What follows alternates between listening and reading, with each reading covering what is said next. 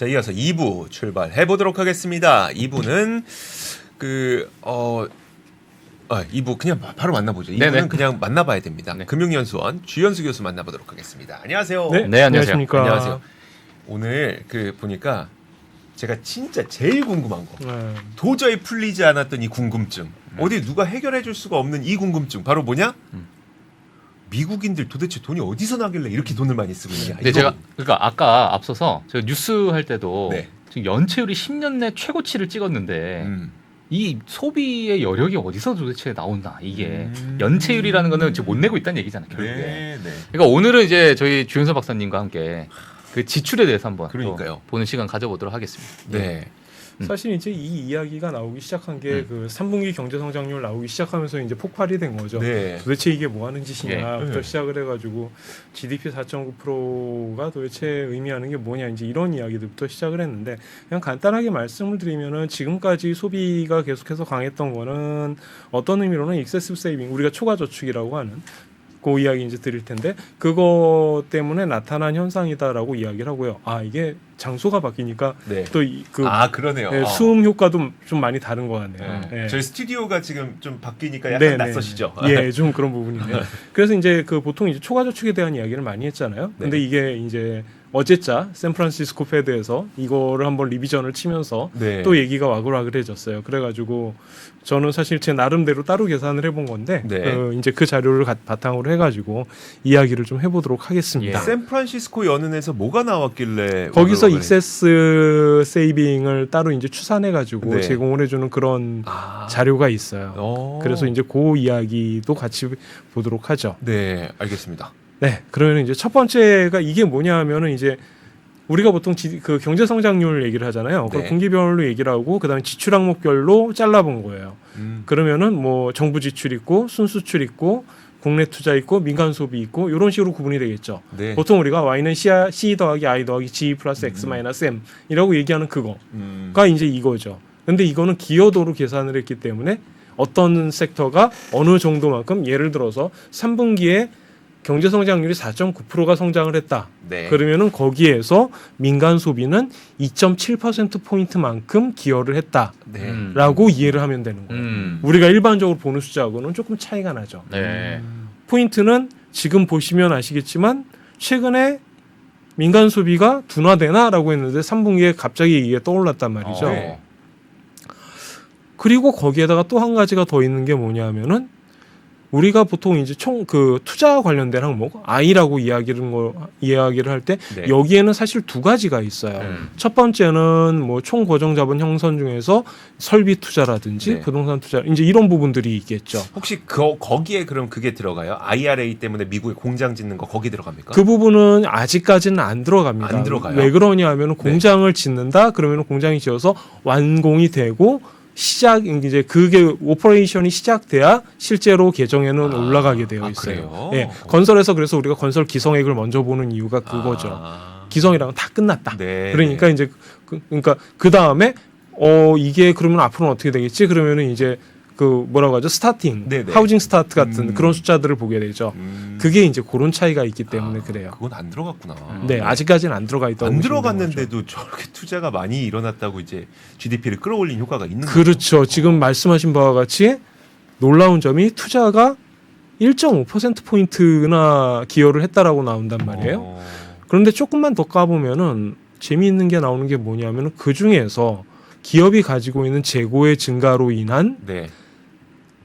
경제 성장이 1.3%포인트예요. 그 말은 이제 기업들이 앞으로 팔릴 것 같으니까 우리가 재고 쌓을 게 이겁니까? 그렇죠. 우와, 이렇게 많이 팔려? 그러면은 재고 쌓아야지라고 생각을 한다라는 거죠. 네. 이게 1.3%포인트, 아까 민간 소비가 2.7%포인트, 두 개 합하면 4%포인트가 됩니다. 네. 우리가 아까 경제 성장률이 4.9%라고 했었죠. 네. 그 중에 거의 80%를 이 두 녀석들이 차지하고 있는 거예요. 소비네요. 어떤 의미로 봐도 소비죠. 소비를 했거나 아니면 소비를 할 거에 대비한 거죠. 그렇죠. 이게 도대체 뭐냐. 이제 저희가 처음에 이 4.9%를 봤을 때 네. 그 경제학자들이 자괴감을 잠깐 느꼈던 게 뭐였냐면은 네. 와, 애틀란타 패드에서 얘기하는 GDP 나우캐스팅이 맞았다가 네. 첫 번째 얘기였죠. 네. 그게 이제 경제학자들이 자괴감을 가질 수밖에 없었던 이유가 그거는 순수하게 그냥 모델에 의해서 아무런 의견이나 바이어스 없이 그냥 계산해서 계량적으로 나온 숫자거든요. 네. 그러면 그게 5%라고 했을 때 처음에 사람들이 다 그랬죠. 얘가 드디어 미쳤구나. 이런 식으로. 틀렸구나. 네, 네. 맞아요. 왜냐면 그때 제가 기억나는 게 월가에서도 네. 이게 과거에 얼만큼의 오차가 있었는데 지금 나와 있는 거는 야 이게 도대체 얼만큼의 오차가 나올지 그게 더 궁금하다. 아. 그러니까 이거는 말이 안 되는 거고 네네. 일단 네. 얼만큼의 오차가 나올지가 더 궁금하다. 이런 의견이 정말 많았거든요. 맞아요. 심지어 예. 애틀란타 패드 홈페이지에 가서 예. 보시면은 그 당시에 뭐가 추가가 됐냐면은 예. 과거에 우리 GDP 나우캐스팅이 어느 정도 오차가 났었는지 맞아, 통계적으로 숫자를 맞아, 보여줘요. 맞아. 그랬었어요. 네. 예. 자기들도 이거는 좀 너무했다. 근데 근데 발표를 맞았어요. 안 할 수는 없으니까 이제 와. 그랬는데 야. 나중에 보고 나니까 5.1 대 4.9. 맞은 거죠. 이 정도면 맞은 거죠. 그렇죠. 맞은 바보는 거야. 우리들이었다라는 이야기가 된 거죠. 우리들이었다. 진짜. 와. 그리고 나서 나중에 그거를 까보면 이런 현상이 나타났다라는 거예요. 네. 그러면 이제 또 봐야 되는 거는 그러면 도대체 이거 뭐 갖고 지출을 했니? 그러니까 라는 어디서 거죠. 나왔냐 이 돈이. 네, 이 돈이 네. 어디서 나냐? 예. 간단해요. 초과 저축이에요.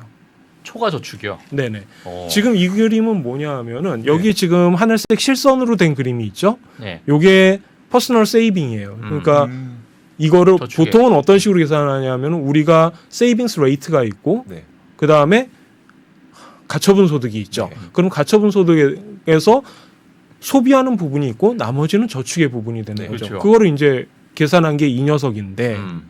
문제는 뭐냐 하면은 팬데믹 기간 중에 보조금이 잔뜩 들어오고 그 다음에 프리코셔너리 세이빙 이슈가 있으면서 사전적으로 네. 그 좀 저축을 해야 되겠다고 이거 몇 개월이나 내가 잘려 있을지 모른다 이런 부분이 있으니까 사람들이 소비를 급격하게 줄였단 말이죠. 네. 그런 점에 의해 가지고 저축이 많이 늘어납니다.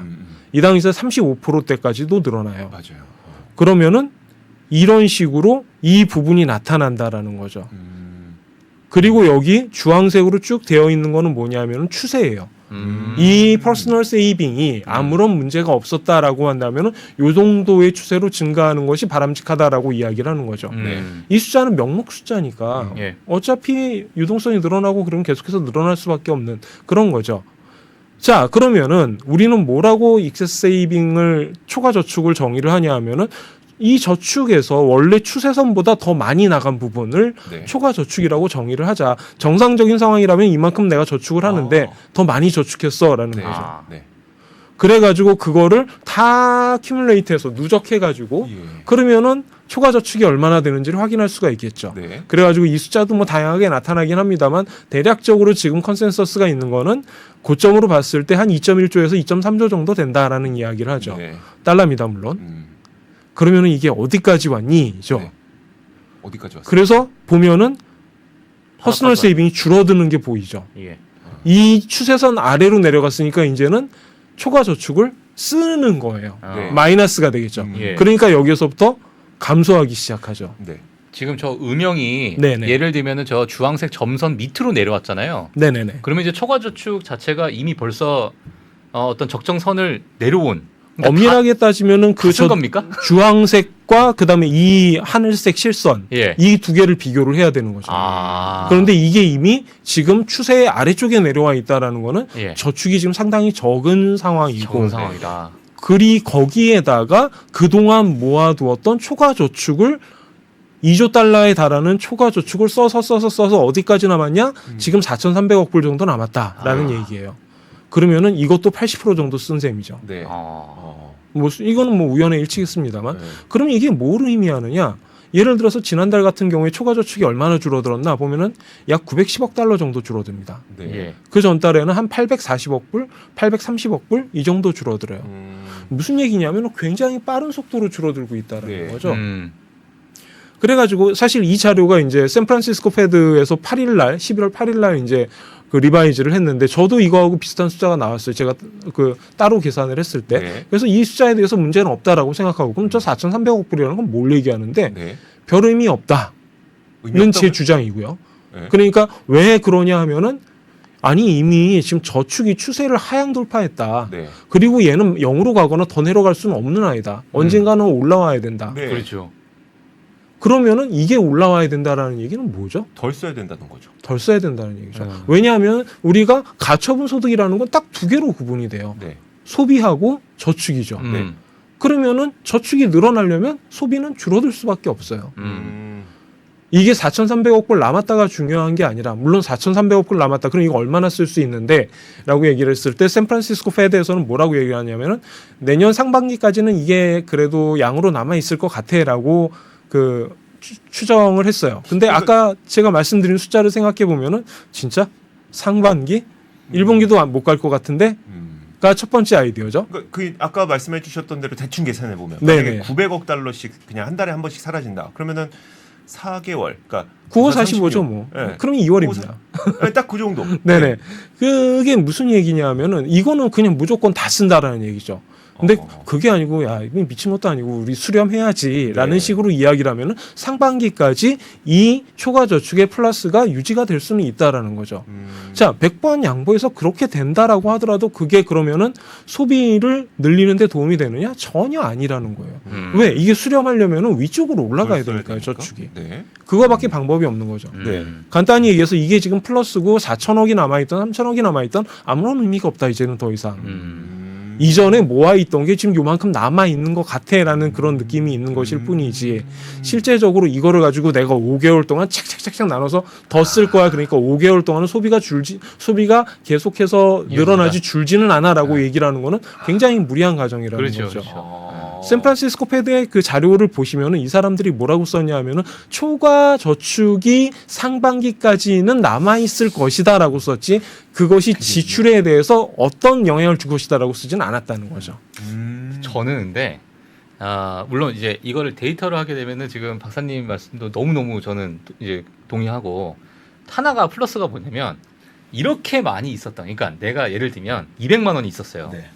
이거를 공으로 생겼어. 막 썼어. 그냥 네. 막 썼는데 이제 한 2만 원 남았어.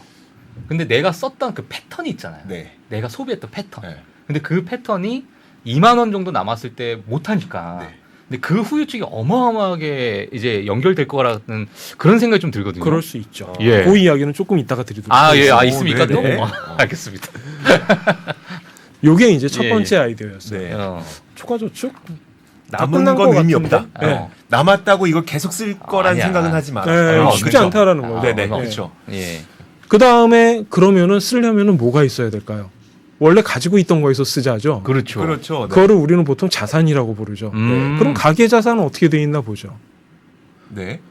보통 자산을 우리가 파이낸셜 에셋을 갖고 있다라고 한다면 얘는 크게 두 가지로 나누죠. 네. 하나는 유동성 자산, 하나는 비유동성 자산. 그렇죠. 비유동성 자산은 장기적으로 펜션이라든가 아니면 뭐 저축을 한다든가 네. 이런 부분이겠죠. 유동성 자산은 내가 급한 일 있을 때 써야 될 거를 보통 유동성 자산으로 갖죠. 네. 그럼 저의 질문은 그거죠. 이 중에서 유동성 자산은 얼마나 갖고 있는데? 얼마나 갖고 있습니까? 라고 해놓고 비교를 해봐야죠. 네. 그래서 팬데믹 이전에 2016년부터 2019년 평균을 보면 소득별로 봤을 때 아래쪽부터 높은 쪽까지 쭉 보면은 아래쪽에 유동성 자산 비중이 높아요. 24%, 25% 나오고 있죠. 그런데 2023년 2분기 자료를 보면은 이게 29%, 27%로 예. 즉 저소득층은 파이낸셜 쪽에서 유동성 자산의 비중이 아직 약간 높은 편이에요. 정상적인 수준보다. 네. 좋게 말하면은 조금 쓸 게 아직 남아 있는 것 같은데라고 얘기를 할 수도 소득이 있겠죠. 더 적은 분들이. 그렇죠. 네네. 예. 하위 20%, 하위 40% 이렇게 예. 되는 거니까. 음. 다른 부분은 그렇게 크게 변화가 없어요. 음. 그런데 이 부분은 지금 올라가 있다라는 예. 거죠. 그런데 이 그림을 보시면은 그걸 아까 저 그림을 시계열로 그려놓은 거예요. 네. 그래서 일단 아래쪽부터 볼까요? 아래쪽이 소득 수준이 높은 사람들입니다. 네. 네. 이 사람들이 유동성 금융자산이 튀는 게 3번 있죠. 네. 이 부분, 이 네. 부분, 예. 이 부분. 어. 이 부분은 닷컴 글로벌 버블 때. 금융- 닷컴 버블이죠. 그러니까 닷컴 버블의 애프터 이펙트가 닷컴 버블, 발생했을 닷컴 때 예. 이때는 금융위기. 금융위기죠. 이때는 코로나. 코로나죠. 어. 즉 다시 말해서 돈이 많은 사람들은 유동성 자산을 언제 확보하느냐? 위기가 발생했을 때 아니면 심각한 리세션이 있을 때 유동성 자산을 많이 확보한다라는 이야기예요. 네. 위쪽으로 가보면은 그런 현상을 굳이 이야기를 하자면은 뭐 그럴 수도 있을 것 같은데라고 얘기를 하지만 어렵죠. 그러니까 이 분들의 유동성 자산은 얼마나 인풋이 됐느냐와 같은 그런 부분에 영향을 받았을 가능성이 매우 높아요. 그리고 그게 전형적으로 이때죠. 즉 그러네요. 코로나 시기에 이게 올라왔다. 그러네요. 그런 식으로 읽어볼 수가 있는 거죠. 돈 쓴 사람도 저소득층이었을 가능성이 높고 그럴 가능성이 높고 지금 돈이 조금씩 아직은 남아 있지만 아직은 조금 남아 있는 것 같은데 부족할 수 있는 쪽도 저소득층의 가능성이 높고 그렇죠. 그리고 여기에서 볼 수 있는 거는 모든 소득 계층에서 다 유동성 자산의 비중이 줄어들고 있다라는 거죠. 그 위쪽에서는 더 빠른 속도로 떨어지는 것처럼 보이고 있죠. 네. 그러니까 많이 남지 않았다라는 거를 시사하는 거예요. 이쪽에서도 네. 그러면 너 갖고 있던 거 얼마나 남아 있어? 네. 그 중에서 쓸 수 있는 거는 얼마나 있니? 그러면 아직 조금 남아 있긴 했는데 좀 긁적긁적 네네. 이렇게 된다라는 거죠. 자 그러면은 그 다음에는 또 뭐가 있을까요? 걸어서 써야죠. 네, 임금. 네. 네. 그거의 임금이죠. 그래가지고 우리가 지난 2년 동안 왜 이렇게 임금의 인플레이션에 따라 임금이 높아진 건 알겠는데 어떤 게 먼저냐 뭐 이런 얘기하고 계속 그랬었죠. 네. 그래서 결과가 뭔데를 보면은 어쨌든 간 임금이나 넌팜 페이롤로 대표되는 고용 지표들 이 다 고점을 지나가고 있는 것처럼 보인다라는 거에는 별로 논란의 여지가 없는 그렇네요. 거죠. 예. 네. 예를 들어서 아울리 어닝스 같은 경우 즉 시간당 임금 같은 경우에는 YOY로 전년 동월 대비로 따져봤을 때 이게 지금 5%가 넘어 있다가 4.1%까지 떨어졌어요. 물론 그렇게 얘기할 수 있죠. 야 지금 CPI가 얼만데 4.1%는 상당히 높은 거 아니야? 라고 네. 얘기를 할 수도 있어요. 물론 그렇습니다. 그런데 GDP에서 저 정도의 지출을 서포트해 줄 정도로 이게 높은 수준이냐? 그러면 그거는 모르는 일인 거죠. 그 다음에 두 번째, 여기에서 우리는 명목에 대한 이야기를 하고 있잖아요. 그렇죠? 네. 그러면은 인플레이션이 올라간 것만큼은 까줘야 된단 말이죠. 네. 그러면은 이게 실제적으로 쓸 수 있는 소득이 얼마나 되느냐를 따져본다면은 그렇게 여력이 많지 않다라는 거예요. 그러네. 임금이 5% 올랐는데 지금 물가가 5% 올랐어. 네. 내 임금은 동결된 거죠. 그런 거죠. 아. 그렇다라고 한다면 임금이 올라가니까 앞으로 더 쓸 수 있을 거야라고 얘기를 하는 거는 좀 많이 답답한 이야기가 되는 거죠.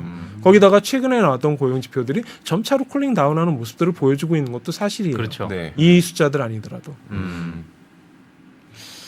그럼 지금 재고가 늘었다 그랬잖아요. 네네. 그 잘못된 판단 아니에요? 그럴 수도 있죠.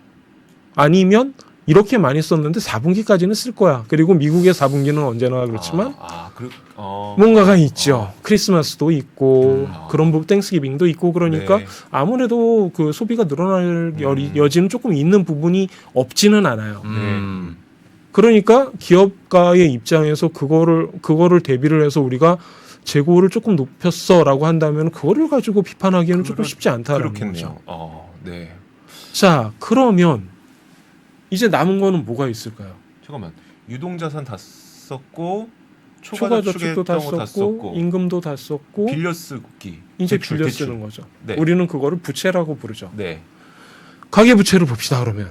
네. 가계부채를 보시면 대략적으로 3분기 기준으로 해서 지금 미국 가계는 17.3조 달러의 부채를 가지고 있는 걸로 나와요. 꾸준히 잘 올라가죠. 네. 여기도 마찬가지입니다. 대략적으로 70% 정도는 모기지예요. 우리나라는 그보다 조금 더 높지만 네. 어쨌든간 뭐 여기나 거기나 사는 게 팍팍한 거는 다 모기지 때문이다라는 거죠. 오케이, 뭐 그거는 그런 얘기고. 그러면은 다른 거 모기지 외에 다른 애들을 보면은 네. 어떤 애들이 어떻게 움직이나를 봤을 때 늘어나는 애가 두 개가 있는데 네. 그게 EI 자동차 대출, 네. 두 번째 신용카드. 이 두 가지가 늘어나고 있다라는 이야기예요. 그 자동차 대출이라는 게 네. 자동차를 사기 위해 대출을 받은 겁니까? 아니면 자동차를 담보로 대출을 받는 겁니까? 자동차를 사기 위해 대출을 사기 받는 위해? 거죠. 사실 네. 똑같은 얘기예요. 네. 우리나라에서도 뭐 할부로 차를 산다라던가 네. 그런 부분이 있잖아요. 그러면 차를 사실은 담보로 맡기는 거죠. 근저당 네. 되어 네네. 있고 그쵸. 그다음에 이거를 살 때 자금을 저쪽에서 그 먼저 쏴주는 거니까 그렇죠. 본질적으로는 네. 동일한 이야기라고 그러네요. 볼 수가 있죠. 그러니까 미국에서 보통 신발이라고 이야기를 하는 자동차를 가지고 뭐 자동차를 많이 샀나 보지. 그럴 수 있죠. 왜냐하면은 뭐 코로나 시기 때 나가지도 못했고 답답했던 것도 풀어야 될 거고 그다음에 중고차 가격은 미친 듯이 올라갔었고 뭐 등등등 여러 가지 팩터가 있었잖아요. 네. 그러니까 자동차 많이 살 수 있어요. 어쨌든 간 소비죠, 이것도. 그게 첫 번째. 그쵸. 두 번째, 신용카드. 대표적으로 소비를 부채로 일으키고 싶을 때 쓰는 게 신용카드죠. 네. 그러니까 이쪽이 늘어나는 거는 어떻게 보면은 지극히 자연스러운 현상이다라고 볼 수도 있는 거죠. 그러면은 우리가 3분기에 4%포인트의 기여도를 보인 지출 측면이 어떤 식으로 설명이 되는지 그동안 조금 남았던 초과저축 그다음 임금이 조금 올랐던 부분 그다음에 여기에서 빌려서 쓰고 있었다라는 거죠. 이렇게만 보면 너무 방탕한데요? 여기에 이제 학자금도 비중 자체로 봤을 학자금은 지금 문제가 뭐냐면은 예. 바이든 행정부에서 학자금 상환을 동결시켜 버렸잖아요. 예. 그래서 탕감해 준다 그리고 그랬다가 이제 그게 법이 돌아가는 바람에 대법원에서 아니라고 이게 그랬죠. 통계적으로 무슨 문제가 생겼냐면은 네. 통계 데이터가 안 변해요. 그동안은 탕감시켜 주니까 네. 안 변할 거 아니에요. 네. 추가적으로 받는 사람 뭐 그것도 탕감이라는데 뭐 그렇게 되고 그래서 이게 2024년 4분기까지는 제대로 된 숫자가 안 나옵니다. 또 그런 문제가 있죠. 참. 저번에 보니까는 탕감해주는 그 대상을 네. 좀 많이 낸 사람, 그러니까 약간 어찌 보면은 좀 고령자, 얼마 안 남은 사람들을 위주로 먼저 이제 차감해서 이렇게 탕감한다라는 얘기가 좀 뭐 그런 있더라고요. 이야기도 예. 있고 있는데 이거는 행정적인 측면에서 어떤 식으로 끌고 나갈지는 좀 봐야 되는 입장이니까 네. 지금 현재 상태에서 뭐라고 얘기를 할 수 있는 게 데이터가 아무것도 없어요. 내년 4분기까지는 안 나오는 거예요? 나오긴 하는데 이 숫자가 도대체 뭘 의미하는지는 아무도 모른다. 아무도 모른다. 좀 예. 힘든 야, 데이터다. 이게 진짜. 뭐 그런 부분이 있습니다. 예. 네. 자, 그러면 아까 이제 말씀하셨던 부분이 예. 나오는 거죠. 그랬더니 많이 빌리더라, 네. 많이 쓰더라. 어머. 결과는 뭘까요? 못 갚는 사람이 생기겠죠. 그렇죠. 부채가 네. 이제 어마어마해지는 거예요. 예, 연체율이 올라갑니다. 이 자료는 뭐냐면은 뉴욕패드에서 나온 자료인데 연체율을 30일 미만 연체, 60일 미만 연체, 90일 미만 연체, 그다음에 뭐 악성 연체 뭐 이런 식으로 네. 쭉 잡아놓은 건데 이쪽을 보시면 아래쪽에 30일 이하 연체가 꾸준히 올라가고 있는 것을 보실 수가 있어요. 주식을 자, 치면 이제 바닥을 찍고 올라가는 그런 거죠. 뭐 이런 식으로 표현하면 조금 이상합니다만 예. 뭐 어쨌든간 30일 연체율을 중심으로 올라간다는 건 당연한 얘기죠. 야. 처음에 못 갚기 시작한 거예요. 30일이면. 아. 그러다가 월급이 나왔어. 그럼 그때 갚을게. 네. 라고 얘기를 해서 갚는데 성공하는 사람도 있을 수 있겠죠. 네. 성공하지 못하면은 그 사람들은 다음 계층으로 계속해서 전이가 될 거예요. 네. 그러니까 이게 30일 이하 연체가 늘어나느냐 안 늘어나느냐는 굉장히 중요한 의미를 갖고 있는 거죠. 그러네. 예. 이제 못 갚기 시작하는 사람들이 많아질 때 30일 이하 연체가 늘어나고 그렇죠. 갚는 사람이 늘어나면 이게 줄어들고. 그렇게 돼야 되겠죠. 혹시 저 화면 네. 한번 다시 좀 띄워주시겠어요? 저기 2008년도에 저 연체율이죠. 연체액 비중이 쫙 올라가잖아요. 저 네네. 앞서서. 그러면 저 연체액 비중에 비해서 지금의 어떤 상태는 그래도 조금은 양호한 편이다 이렇게 지금 평가. 상태를 가지고 예. 우리는 다 망했어. 아, 뭐 경기 침체야, 예. 뭐 크라이시스야 이런 식으로 얘기를 하는 건 전혀 아닙니다. 아, 그런 거는 전혀 아닌데 상승 추세를 타고 이게 있다는 지금 거죠? 상승하고 있다라는 것 아. 자체에 대해서 신경을 써야 된다라는 그러네요. 거죠. 어. 지금 여기에 지금 12% 전체 대출 자산의 12% 정도가 연체가 됐다. 예. 이렇게 이야기를 하는 거랑 지금 4%를 좀 넘어갔는데요. 그러면은 이제 좀 뭐 짜증이 날 수도 있겠죠. 4%가 좀 나보고 왜 이래? 뭐 이제 네. 이런 식으로 얘기를 할 수도 있지만 네네. 언제나 한 걸음부터 시작을 하는 거죠. 30일 연체가 늘어나기 시작했어. 예. 그것도 몇 분기 동안 걸쳐서 계속 그러니까요. 일하는 거는 그렇게 간단하게 보고 넘어갈 문제는 아닌 거죠. 그 지금 저축액이나 여러 소비 패턴을 봤을 때는 지금의 어떤 저 시작점이 네. 기울기 자체가 가파르게 또 올라갈 수 있는 여지가 있으니까 그렇죠. 네. 지금의 어떤 백그라운드를 봤을 때 그런 부분을 우리가 이제 좀 염두에 둬야 되는 거네요. 그리고 아까 말씀하셨잖아요. 쓰는 거 줄일 수 있을까? 그러니까요. 쉽지 않다라는 거죠. 그 타성에 젖은 그 습관. 그건 그래요. 네. 아, 심지어는 경제학에서 모델을 짤 때도 이 헤비추얼 컨섬션이라고 해요. 그러니까 습관적인 소비라고 해가지고 예. 그 전 분기에 많이 썼으면 이번 분기에도 많이 써와 같은 모델을 작성하기도 하고 실제적으로 그게 많은 것들을 설명을 해줘요. 그러니까 예를 들어서 제가 이번 달에 많이 썼다가 다음 달에는 아낄 거야와 같은 그런 약속은 별로 신뢰성이 없다라는 거죠. 됩니까 그게? 그러니까 막 위스키 먹다가 네. 맥주 한 모금만 먹어 이제 앞으로. 이제 안 된다는 안 거지. 되지, 안 되지. 그렇죠. 뭐 이제 그런 식으로 예, 네, 참. 갑자기 조금 알코올에 대한 욕구가 올라오긴 합니다만 그 어쨌든간 지금 연체율은 올라간다라는 거예요. 예. 그럼 어떤 사람들의 연체율이 올라가느냐, 어떤 특성을 갖느냐를 좀 봐야 되겠죠. 왠지 음. 고소득 연체율이 높아질 것 같아요. 같이 볼까요? 볼까요? 네. 네. 일단 첫 번째로 아까 뭐라고 이야기를 했었죠? 어디가 많이 부채가 늘어나고 있다? 신용카드랑 자동차하고 신용카드죠. 거기에 연체율이 빠른 속도로 올라가고 있어요. 네. 기울기가 심상치 않네요. 즉 많이 빌리고 많이 터지고 있다라는 이야기가 어. 되는 거죠. 그리고 이 숫자는 어떤 의미로 보면은 13년부터 19년까지의 이 수준을 이미 넘어선 것으로 보여요. 예. 그 이전의 숫자는 2008년이기 때문에 예. 이거는 조금 그래요, 비교하기가. 네, 그렇죠. 그런데 정상적인 상황, 장기 호황이라고 이야기를 할 수 있었던 이 시점과 비교를 해보면은 지금 그때보다 상태가 별로 안 좋아 보인다라는 이야기를 하게 된다라는 네. 거죠. 그 다음에 공포에 떠는 모기지죠. 아, 네. 그렇죠. 모기지는 아직까지도 굉장히 낮은 수준이에요. 왜냐하면 미국 같은 경우에 모기지를 할 때 픽스드로 하는 비중이 굉장히 높단 말이죠. 그러니까 많은 사람들의 경우 아직까지 뭐 금리가 올랐어, 나랑은 별로 상관없어, 모기지는 특히나 그렇지 네. 라고 생각을 하고 있을 거예요. 그러니까 고정금리로 이제 그런 식으로 하는 경우가 장기간 많으니까. 계약을 했기 예, 때문에. 보통 뭐 15년, 20년 아. 이런 형태가 되니까. 예. 그런데 문제는 여기도 오르고 있다라는 거예요. 이 세 가지가 오르고 있다라고 한다면 사실 부채 입장에서 그 다음에 상환을 받아야 되는 입장에서는 좀 긴장할 수밖에 없는 네. 그런 형태가 그렇죠. 되는 거죠. 어. 당장 저라면은 은행 예. 입장에서는 야, 우리 대손 충당금 얘기, 이런 식으로 얘기가 나와야 되는 그렇겠죠. 상황일 수도 있다라는 네. 거예요. 아. 한번 검토를 해야 되는 거죠. 네. 그 다음 그러면은 신용카드의 연체율을 한번 볼까요? 신규로 연체로 진입하는 게 프리판데믹 즉 2019년까지의 평균이었던 1.58에 비해서 네. 이미 5분기 넘게 이거를 초과하고 있다라는 거예요. 그리고 가장 최근 자료는 2%까지 올라갔다라는 거죠. 꽤 많이 올라가고 있다라는 거예요. 특히나 신용카드 같은 경우. 네. 참 걱정이. 거의 10년의 최고치네요. 그러니까요. 그러면은 누가 연체를 많이 할까요? 일단 나이별로 따져보면은 네. 제가 지난달에 왔을 때 베이비 부모 어쩌고 저쩌고 얘기했던 거 기억나실지 모르겠습니다만 예, 예. 네네 그걸로 구분을 해보면은 이른바 Z세대 그 다음에 밀레니얼 세대 간단히 얘기해서 젊은 사람들의 연체율이 높다라는 이야기예요. 예. 이거는 저는 두 가지 정도로 해석할 수 있을 것 같아요. 첫 번째는 뭐냐면 젊은 사람들은 상대적으로 소득이 적고 퍼머넌트 인컴 즉 우리가 내 생애 동안 벌 수 있는 인컴이 일정하다라고 생각하면 아무래도 이때는 낫겠죠. 그러면 네. 소비를 더 많이 하려는 그런 추세가 있겠죠. 네네. 그러면은 빚을 부채를 쓰게 되는 거죠. 그리고 그렇게 부채를 쓰면은 상황이 갑자기 안 좋아져. 그럼 연체가 생길 수도 있는 거죠. 네. 문제는 다른 사람들에 비해서 좀 높은 걸 이라는 거죠. 그리고 밀레니얼 세대 같은 경우에는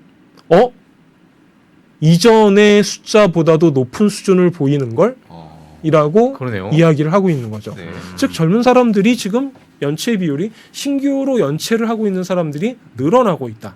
그것도 많이. 근데 이게 저도 이거 주변에서 이제 제가 좀 건네 들었던 얘기인데 네. 한국에서도 대학생들이 소액 대출 뭐 정말 10만 원, 20만 원. 몇천 원 막. 예. 이런 것들 정말 많이 한다 하더라고요. 그럼요. 예, 이게 뭐- 되게 사회적인 큰 문제라고 근데 얘기하는데. 그거는 어떻게 보면 당연한 얘기예요. 우리 때는 뭐가 있었죠? 우리 때 뭐가 있었죠? 그러니까 제 세대를 기준으로 말씀을 드리면 그렇게 우리 때라고 얘기를 그렇게 큰 차이 안 날 거예요. 네. 아마 그렇게 뭐, 큰 뭐가 비슷할 있었습니까? 것 같은데 그때? 뭐가 있었죠? 저희 때는 대학생들이 신용카드를 만들어 가지고 신용카드로 돌려막기를 했었죠. 혹시 기억나십니까? 네. 2000년대 초반에 신용카드 대란. 맞아요. 그게 네. 결국은 그런 이야기예요. 이 대학생 내지는 소득이 적은 젊은 사람들의 소비가 많은 건 어떤 의미에서는 뭐 당연한 거고 그러면 그 부분을 그 부채로 만들어야 되는데 저희 때는 뭘로 부채를 했느냐? 신용카드로 긁었어요. 신용카드 여러 개 만들어가지고 돌려막게 하고 그래가지고 이게 사회 문제가 됐었죠. 네. 그리고 아까 지금 말씀하신 대로 지금 분들은 소액 대출이라든가 이런 거를 해가지고 예. 그런 식으로 그 부채를 만들어 나가고 있는 거죠. 네. 자, 어쨌든간 경기가 안 좋아진다? 그러면은 연체율은 바로 이런 세대에 영향을 줄 수밖에 없다라는 것도 똑같은 이야기죠. 네. 그래서 저희 세대 때는 신용카드 대란이 터져가지고 난리가 난 적이 한 번 있었죠. 그 다음에 소득 측면에서 보면은 네. 당연히 소득 수준이 낮은 사람들의 연체가 빠른 속도로 올라갑니다. 그렇겠죠. 뭐 이건 당연하다면 당연한 얘기죠. 그 다음 이것도 당연한 얘기인데 원래 다른 부채를 갖고 있던 사람들 특히나 자동차 대출이나 학자금 대출을 갖고 있던 사람들의 신규 연체율이 늘어난다라는 게 이 그래프의 이야기예요. 네. 제일 위에 나와 있는 게 자동차 학자금 대출을 둘 다 가지고 있는 사람. 그 아래가 학자금 대출만 갖고 있는 사람, 네. 그 아래가 자동차 대출만 갖고 있는 사람. 이 사람들의 신규 연체율이 빠른 속도로 올라가고 있다. 즉 다시 말해서 다른 부채도 갖고 있으면은 신용카드로 부채 만들었을 때 연체될 가능성이 매우 높아라고 네. 이야기를 하는 것이죠. 네, 진짜 참 근데 안타까운 게 뭐냐면 미국 같은 경우에는 자동차가 없으면 생활 자체가 안 되거든요. 그렇습니다. 근데 이제 고금리의 상태가 되다 보니까 그 자동차 오토론에 대한 이 부담금이 정말 높아질 수밖에 없고 어쩔 수 없는 선택이긴 한데 그렇죠. 이게 이제 진짜 어찌 보면 젊은 세대의 발목을 잡는 참 이게 운명적으로 네. 이 시대적으로 봤을 때 이게 참 안타깝네요. 네. 사실 어찌 보면. 그렇다고 해서 네. 중고차가 싸냐? 그럼 그것도 아니죠. 그러니까요. 네. 네, 맞아요. 그러니까 어떻게 보면 항상 문제가 발생하는 부분이 취약계층, 그렇죠. 젊은 사람들, 소득이 적은 사람들, 기존의 부채를 갖고 있던 사람들의 네. 신규 연체들이 늘어나고 있다라는 이야기가 되는 거예요. 그리고 그것도 꽤 빠른 속도로. 자, 저는 제가 준비한 이야기는 다 한 것 같습니다. 예. 즉 무슨 이야기냐? 예. 3분기 지출이 많이 늘어났다? 그거는 그동안 남아있던 거 탈탈 짜내서 쓴 것일 수 있다. 네. 그 다음에 추가적으로 그러면은 지출이 더 늘어날 수 있을까? 잘 모르겠는데 내지는 말도 안 되는 소리라는 느낌이 드는 것이죠. 예. 초과 저축을 봤을 때 한 4,300억 불 남아 있는데 월간 1,000억 불씩 쓰면은 넉 달에서 5달이면 다 끝나는 수준이란 말이죠. 예. 그 다음에 유동성 자산 비중도 줄어들고 있어요. 그 다음에 고용 시장의 임금 이것도 뭐 둔화되고 있죠. 네. 거기다 인플레이션도 생각해 봐야 되겠죠. 그 다음에 부채는 올라가고 있어요. 언제까지? 그런데 이미 연체율은 올라가고 있는데 네. 그러면은 이 부채가 늘어나기 쉽지 않다라는 거죠. 무슨 이야기냐? 아니 은행 입장에서 이게 연체율이 올라가는데 당연히 컨트롤을 하겠죠. 그렇죠. 네.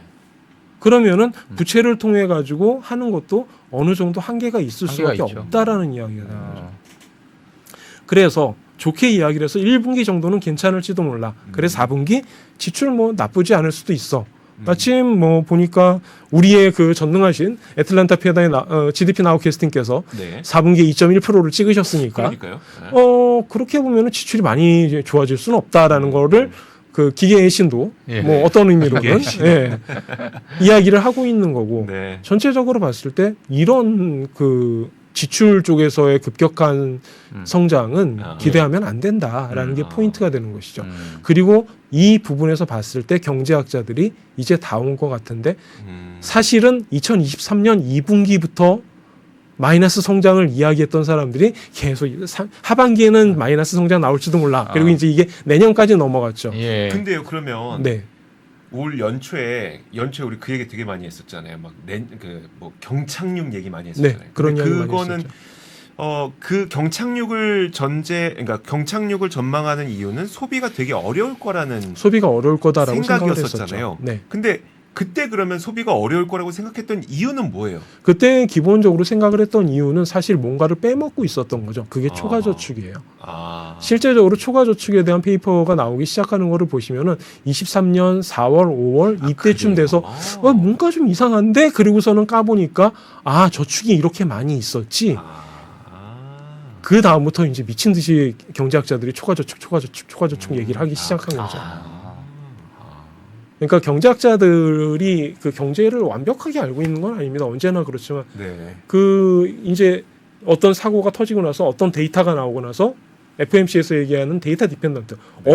아니 지출이 이렇게 많아? 그럼 뭘 갖고 썼지? 다 까봐. 그래서 까보니까 초과 저축이 나왔던 것이죠. 그리고 그거를 봤더니 마침 그 사이즈가 상당히 컸었고 그런데 그거를 쓰는 속도도 그에 못지않게 빠르더라라는 게 지금 우리가 당면한 현실이죠.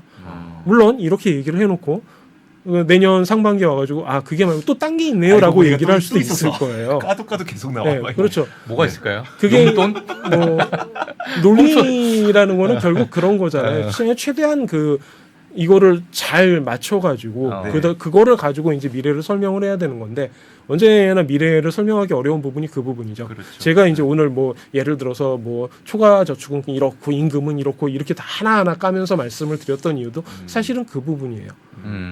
그렇게 해서 최소한 이런 부분에서는 지출이 늘어나지 않을 거다. 생각하지 못한 부분도 있지 않을까? 물론 그럴 수가 있겠죠. 그럴 수도 있겠죠. 마늘밭에서 뭐 나올 수는 있는데 네. 하지만 이 숫자만을 봤을 때는 그렇죠. 이거를 가지고 지출이 늘어난다라고 주장을 하면은 그거는 논리적으로 타당한 주장은 아니다. 그러네요. 라고 말씀을 드리면서 오늘은 마무리 지면 될 것 같습니다. 예, 알겠습니다.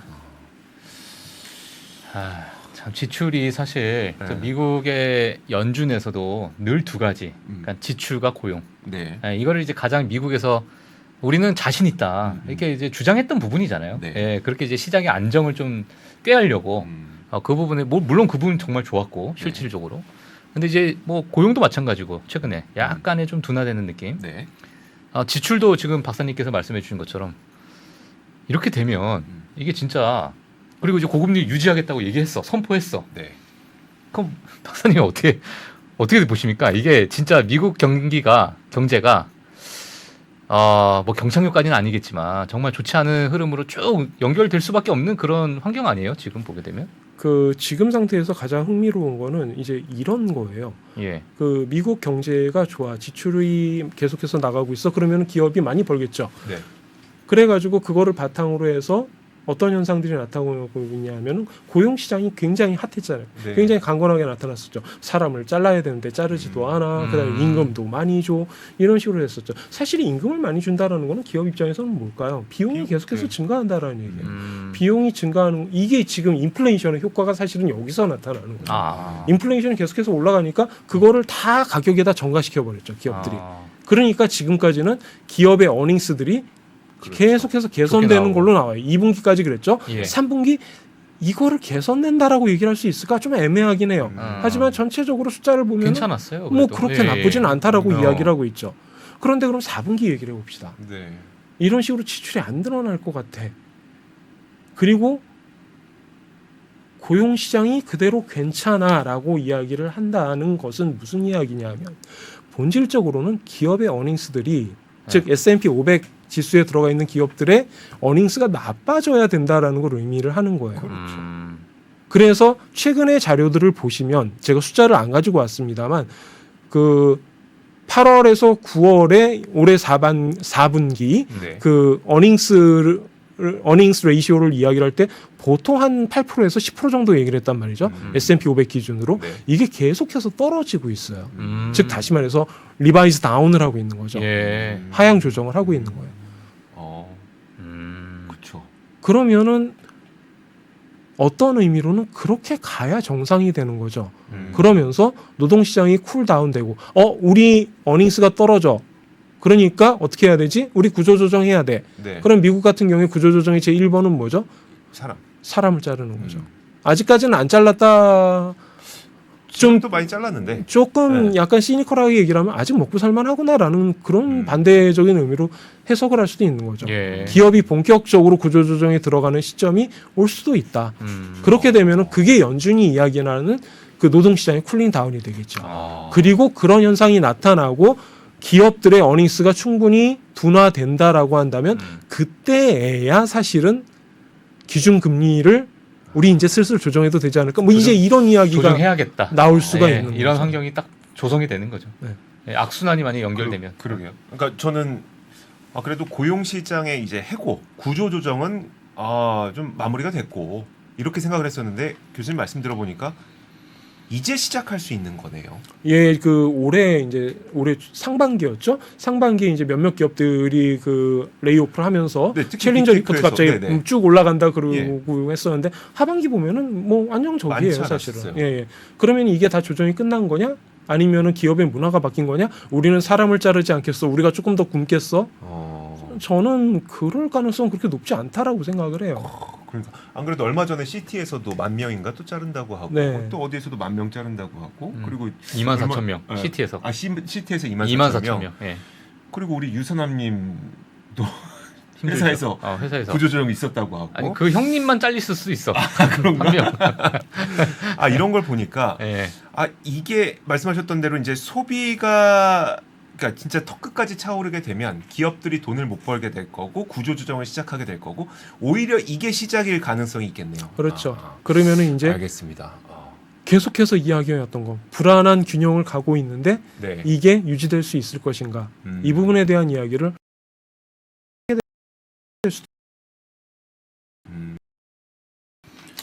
참 생각이 많아지는 그런 시간입니다. 정말. 이게 참- 표로 보니까 네. 정말 이게 좋아질 게 하나도 없어 보이는 느낌이 드니까 희망은 없는 건가? 야 아. 지금 저점 매수가 아닌가 이 생각 갑자기 듭니다. 알겠습니다. 알겠습니다. 예. 이게 미국인들이 도대체 어디서 그렇게 많은 돈을 쓰고 있는지를 저희가 한번 살펴봤는데 생각보다 좀 많이 차오른 것 같습니다. 교수님 말씀과 이렇게 지표를 좀 보니까 꽤 많이 차오른 것 같습니다. 예. 저희도 좀 주의 깊게 살펴봐야 될 것 같아요. 자, 금융연수원 주현수 교수와 함께 이야기 나눠봤습니다. 고맙습니다. 감사합니다. 네, 고맙습니다. 복잡하고 어렵게 느껴지는 재무제표와 용어들 친절한 투자 멘토 사경인 마스터가 매주 새로운 콘텐츠로 알기 쉽게 설명해드립니다. 재무제표 분석과 포트폴리오 구성, 뭐 양대 재무제표라고 그러면 대차대조표랑 손익계산서가 있거든요. 매수 매도 방법, 이렇게 사는 게 좋겠네. 이렇게 사면 좋겠다. 근데 이렇게 살려면 뭘 해야 되냐면요. 나머지 3분의 1은 놔둬봅니다. 어디까지 가는지. 실전 투자 팁까지 알려드립니다. 오직 3프로 멤버십에서만 만나실 수 있습니다.